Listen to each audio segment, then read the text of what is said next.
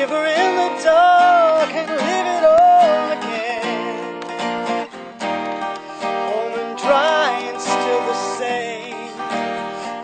I'm delighted to be here today with Christine Collister, who's going to be talking to us about a forthcoming tour which will start at the Erin Arts Centre on Sunday the 14th of June.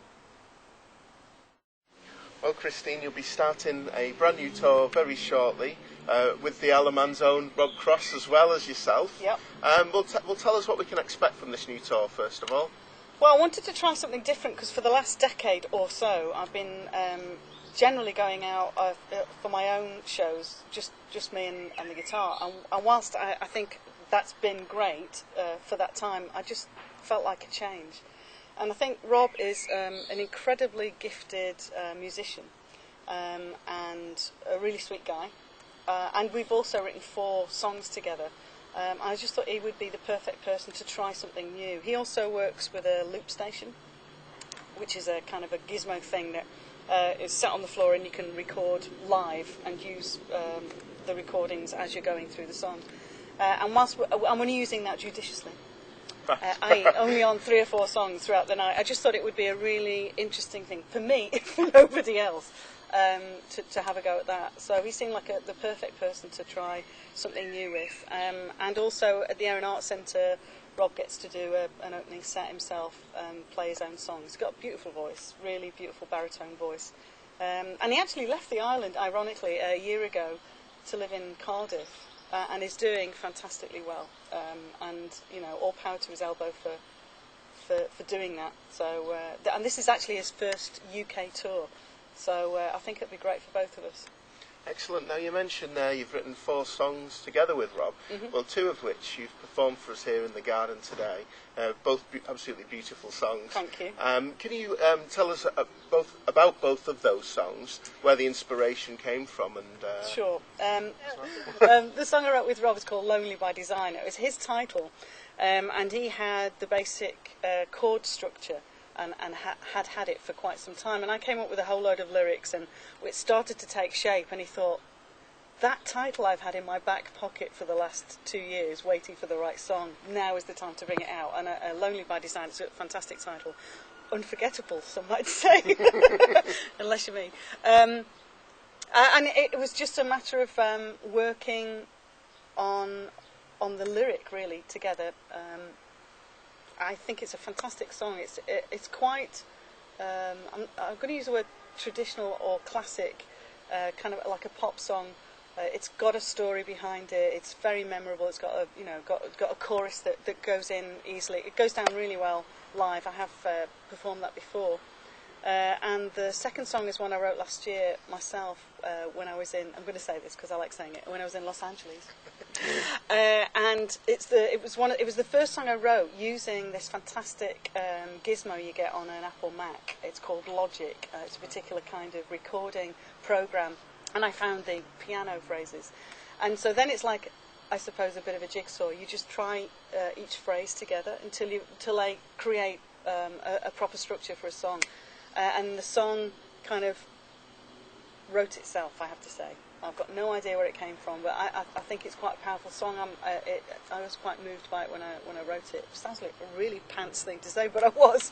And this is the first time it'll get an airing in front of people.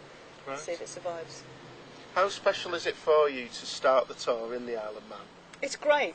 I love this place. I came back to live here 2 years ago now, and I think after such a long absence. I lived in the UK for 24 years. You really, really appreciate the stuff that you gave up in order to do what you needed to do. So, for instance, this last week obviously has been gloriously bright and sunny, and the place looks amazing. And the month or so before that, where it was dark and dramatic, it was fantastic because of those things too. It is a beautiful place, and all my family are here, apart from my brother who now lives in Australia. But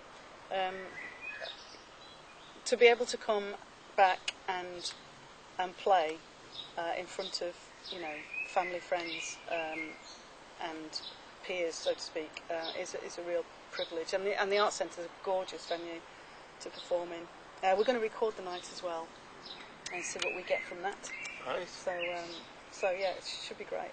Now, you mentioned in passing just before when we were talking about collaborations, Hell-Bent, Heaven Bound. Mm-hmm. Now, the second volume of music Yeah. that you recorded has just been very recently been re-released. It's almost been sort of a lost sort of classic. This, I think it was out on cassette tape in the early 90s, Yeah. and all these years later it's come back. But the whole concept of this was a really interesting story, and it led to you touring in many different places with some of your good friends. So can you just sort of tell us who you were working with then, and where it led you, that whole concept? Well, Hell-Bent, Heaven Bound 2, Money, the Final Frontier, was a year after our very first collaboration. And the collaboration originally was with Barb Younger, Michael Parker, Ian Shaw and myself. And it was Barb's idea to put a show together that we could take to Edinburgh and do the festival. It was really just to have a lark and spend 3 weeks drinking beer and eating bacon butty sandwiches. Butty sandwiches, anyway. Yeah. Originally it was songs about death and dying. So that was a hoot. It was really good fun, and we played the assembly rooms. And the only recording we had of that was a board tape at the Purcell rooms when we did part of Pick of the Fringe. And the following year, Ian wasn't around. He was doing other things, but we still wanted to do something else and had an invitation to go to Winnipeg and Vancouver folk festivals in Canada. So Michael introduced Barb and I to Helen Watson, who's just the most delightful person on the planet.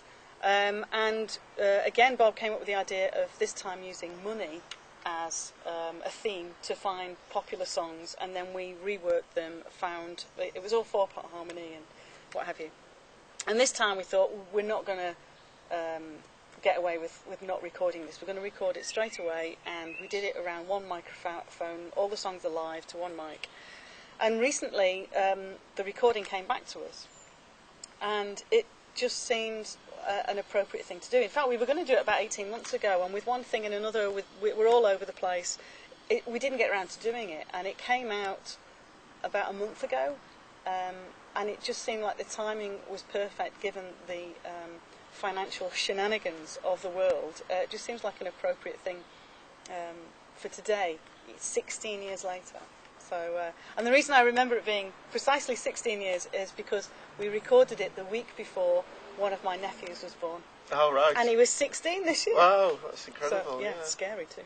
I think it was earlier this year, again, you were in Los Angeles working with Davy Knowles on the new album, and contributing some vocals alongside Christy DeHaven and Peter Frampton, of all people. So from one extreme to the other. What was that experience like? That was just that was a giggle. It was fantastic, and I have to admit that when I was a teenager, I actually had a gorgeous photograph poster of Peter Frampton when he had curly hair and his shirt open. I haven't told him that, by the way. But it was a thrill. He's a delightful, delightful human being, and it was great. It was really exciting to be in that room, the three of us, and do the vocals together. Christy and I, without Peter knowing, have called ourselves the Framptonettes. I'm not sure if it's a goer, but we're going to work on him. But it was great. And Davey is just doing brilliantly. I'm so proud of him. He's such a rounded individual, for such a young man. I think he deals with the whole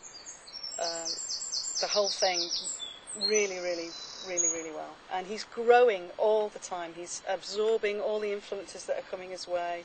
He's got so many influential fans now, because not only is he a brilliant musician, but he's a really delightful man, young man, and that's great. And this carries your trend, actually, carries on your trend of working with all these great guitar players, because you mentioned earlier Richard Thompson, of course, he's an absolute legend. Dave Kelly, of course, is an absolutely brilliant blues player as well. He's just a brilliant all-round guitarist. So now you're picking someone of a younger generation, it seems. So, I've got no idea how that happened, but I'm very grateful is all I can say. No, it's great.